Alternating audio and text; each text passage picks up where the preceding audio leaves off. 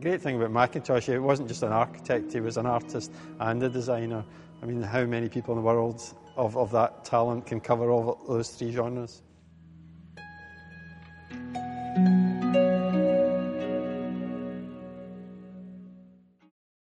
It's the only church that he designed to be actually built, and it is a fabulous building. Holistically and everything, it's very much the entity that Mackintosh designed, which it's a unique space. It's like no other church anywhere in the world.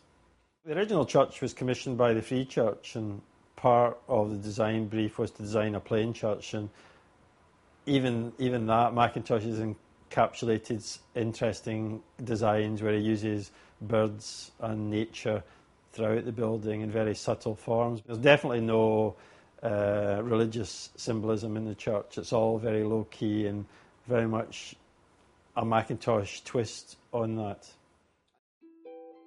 This church was built between 1897 and 1899, the same period as the first stage of Glasgow School of Art. So it's a very much, he's on the rise, he's been very creative.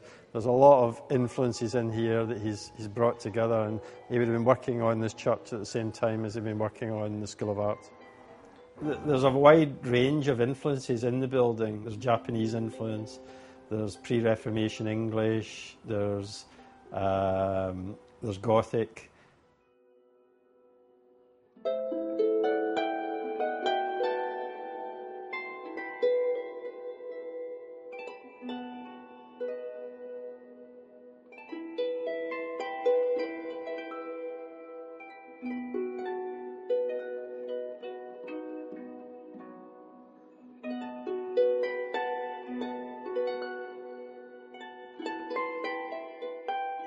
There's elements within the church, you'll see the more you look round, there's beautiful carvings on the pillars, and these are all plant forms. The more you look around the church, the more subtle details come out. And again, you can investigate some of the symbolism, but you can never come to a conclusion, you can never come to an answer. I think that also adds to some of the mystery of Mackintosh. But the pulpit's quite interesting because there's only but one little part in the church you can't be seen, which is quite clever as well. There's only one little space you can be hidden from the minister.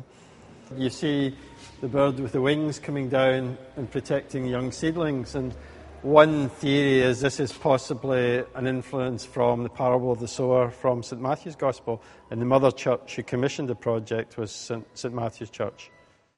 The other lovely thing about the pulpit is that it feels as though it's growing out of the floor, and this is a strong element of Mackintosh about. Possibly there's an element of being reborn and the whole element, and there's also an underlying sexuality that comes through as well.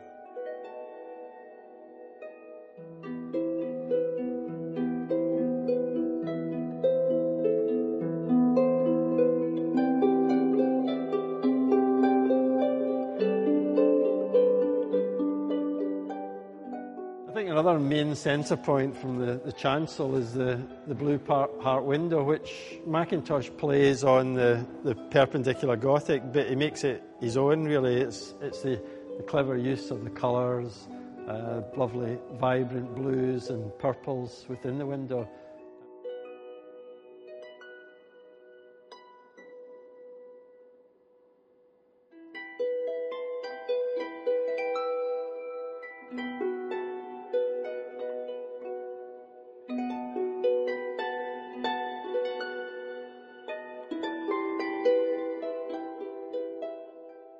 Where Mackintosh spent a lot of time in England on sketching trips, he was influenced by the Gothic revival that was going on in England. The actual tower itself is interesting. He had sketched this a year or so before he started the project at Queen's Cross Church, and the tower is modelled on a medieval church in the town of Merriott in Somerset.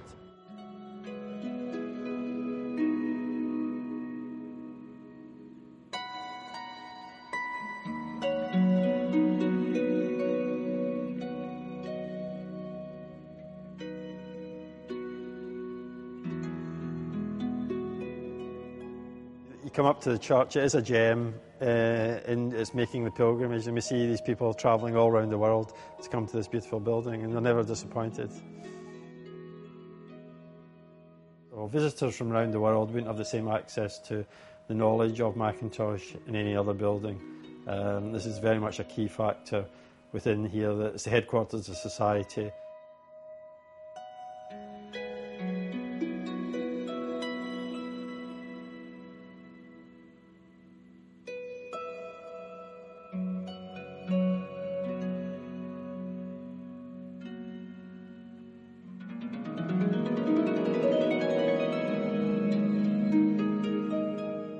And I think what he's done and brought to Glasgow and to Scotland has been immense.